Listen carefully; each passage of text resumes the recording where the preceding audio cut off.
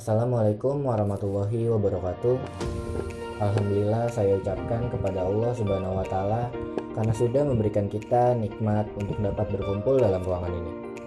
Tidak lupa saya lantunkan sholawat serta salam kepada junjungan kita Nabi Muhammad SAW karena sudah mengangkat kita semua dari zaman kegelapan hingga ke zaman sekarang. Kawan-kawan semua yang saya banggakan, dalam edukasi sepanjang lintasnya masih banyak terlihat rutinitas kegiatan pergi sekolah dan belajar di kelas. Selama di sekolah, sebagian besar waktu kita digunakan untuk menulis dan mendengar ceramah dari materi guru. Sedangkan waktu luang kita tersisa untuk beristirahat, baik tidur, bermain, mengobrol dengan teman, jalan-jalan, bahkan makan dan minum di kantin. Ada sisi terpenting yang terlupakan dari dunia pendidikan ini, yaitu literasi. Ya, kita semua pasti sudah sering mendengar arti literasi. Literasi adalah istilah umum yang merujuk kepada seperangkat kemampuan dan keterampilan individu dalam membaca, menulis, berbicara, menghitung, dan memecahkan masalah pada tingkat keahlian tertentu yang pastinya diperlukan dalam kehidupan kita sehari-hari. Literasi juga merupakan salah satu modal utama yang harus terus ditingkatkan dalam menghadapi era revolusi 4.0 ini. Apalagi Indonesia sedang dalam keadaan darurat literasi. Hal ini dibuktikan melalui penelitian PISA yang menempatkan Indonesia menjadi urutan ke-62 dalam minat membaca. Di zaman yang serba cepat dan instan ini, kebutuhan akan pengetahuan yang kaya menjadi sangatlah penting. Literasi adalah kunci utama untuk mendapatkannya. Karena jika tidak, saya pikir kita akan dengan mudah tertinggal oleh zaman yang sedang terus beralih kencang melalui teknologi informasi dan komunikasi.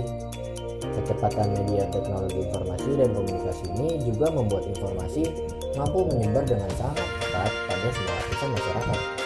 Tanpa literasi yang kaya, sudah tentu dan pasti seseorang akan mudah terhasut oleh berita bohong yang dapat menyebar jauh lebih cepat dari pesan kebaikan.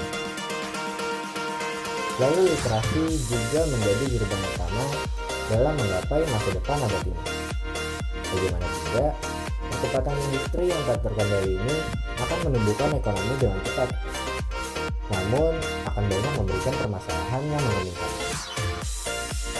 Mungkin kita bertanya-tanya mengapa demikian? Ya karena sesuatu yang dikerjakan secepat mungkin pasti akan jauh lebih rawan untuk mendapatkan masalah berreproduksi. Maka dari itu, problem solving atau pemecahan masalah adalah salah satu kemampuan yang wajib kita miliki untuk menghadapinya. Dari mana kita bisa mendapatkan kemampuan problem solving ini? Ya pasti lagi-lagi literasi.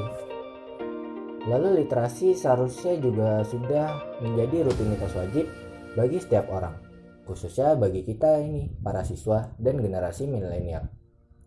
Dalam konteks ini, literasi bisa dibilang sebagai reading is thinking atau membaca adalah berpikir. Hal ini juga ditegaskan oleh Al-Quran bahwa membaca adalah kunci segala-galanya.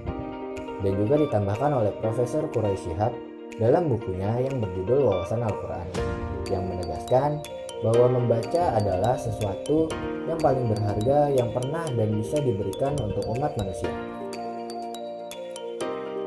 Kemudian wujud realisasi literasi yang kini dicanangkan pemerintah adalah pembiasaan membaca 15 menit sebelum kalian berjalan.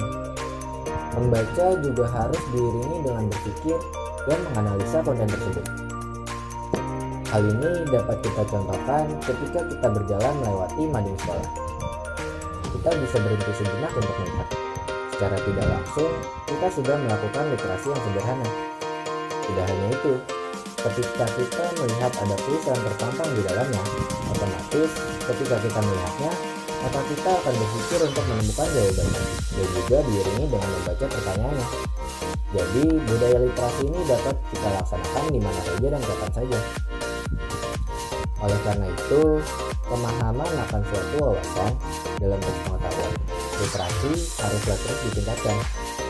Kita tidak dapat hanya mengandalkan internet untuk mengetahui sesuatu, karena sepatutnya wawasan itu untuk dikuasai, bukan untuk diingat, apalagi hanya untuk diketahui melalui satu saja. wawasan semacam itu justru hanya menyesatkan kita dan tidak dapat memberikan dampak baik bagi perkembangan diri kita sendiri. Sekiranya demikian ceramah yang dapat saya sampaikan, kurang lebihnya mohon maaf. Wassalamualaikum warahmatullahi wabarakatuh.